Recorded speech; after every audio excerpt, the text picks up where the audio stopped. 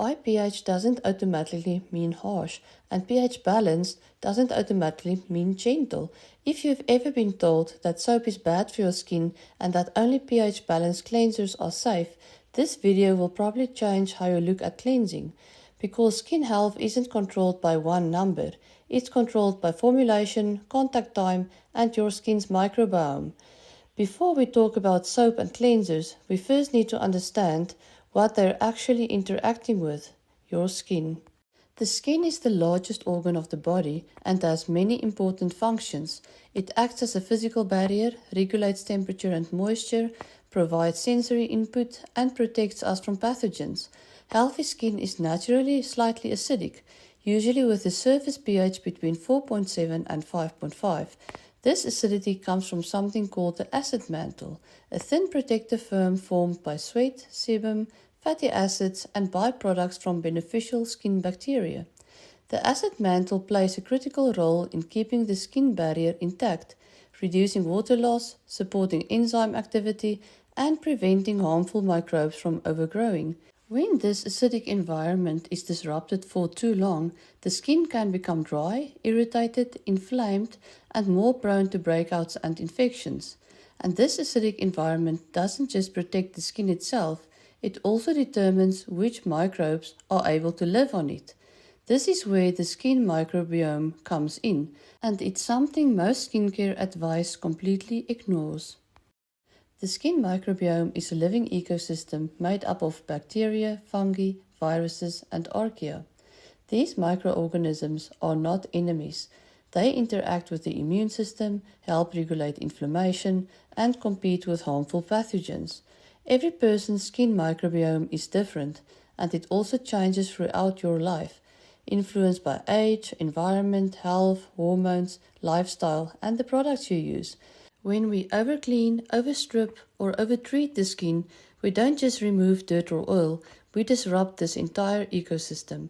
So when we talk about cleansing, we're not just talking about cleanliness, we're talking about balance. And this is why the type of cleanser you use matters more than most people realize. To understand that, we need to look at the real difference between soap and cleansers. True soap is made by reacting oils or fats with sodium hydroxide or potassium hydroxide in a process called saponification. This reaction naturally produces an alkaline product, usually with a pH between 8 and 10. That pH cannot be lowered without reversing the soap itself. If it's not made by saponification, it's not soap.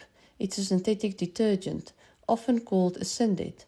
Cleansers or syndets are made using surfactants and can be formulated at much lower pH levels, closer to the natural pH of skin. Neither soap nor cleanser is automatically better. They behave differently on the skin, and their effects depend on formulation and use. Soap is a rinse-off product. Even though it has a higher pH, it usually stays on the skin for seconds, not hours. In healthy skin, the acid mantle often begins to restore itself relatively quickly after rinsing. Problems tend to arise when high pH or harsh cleansers are used too frequently, left on too long, or applied to skin that's already compromised. This is one reason why some people tolerate soap very well, while others don't. It's also why some individuals with eczema or sensitive skin report improvements with very simple, well-formulated soaps, although this is not universal and depends heavily on the individual skin condition.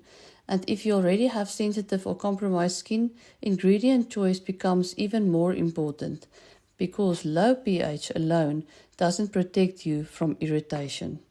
Many cleansers marketed as gentle or pH balanced still contain surfactants that can be irritating for sensitive skin.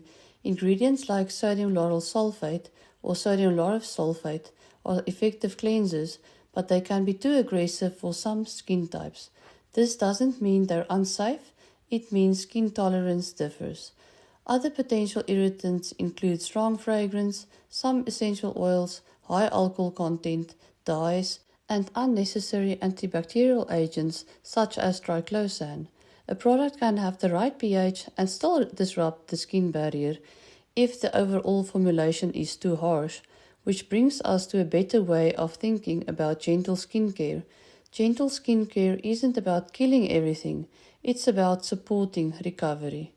Microbiome-friendly skincare focuses on supporting the skin barrier rather than stripping it. This includes ingredients that help beneficial bacteria thrive, reduce inflammation, and restore moisture. Prebiotics feed beneficial microbes. Postbiotics help support the barrier function, and lipids help reduce water loss and improve resilience. Ingredients such as oat beta-glucan, ceramides, pentanol, glycerin, squalane, gentle ferments, and certain botanical extracts can help the skin recover after cleansing. Instead of trying to sterilize the skin, the goal is to help it function as it was designed to. So when you step back and look at the whole picture, something becomes very clear. Skincare can't be reduced to a single number on a label. Soap versus cleanser isn't about good or bad. It's about formulation, frequency of use, contact time, skin condition, and ingredient choice. pH matters, but it's only one part of a much bigger picture. Once you understand that, choosing skincare products becomes much simpler and much less confusing. If this video helped you understand skincare a little better, subscribe. I explain cosmetic ingredients and product labels simply every week.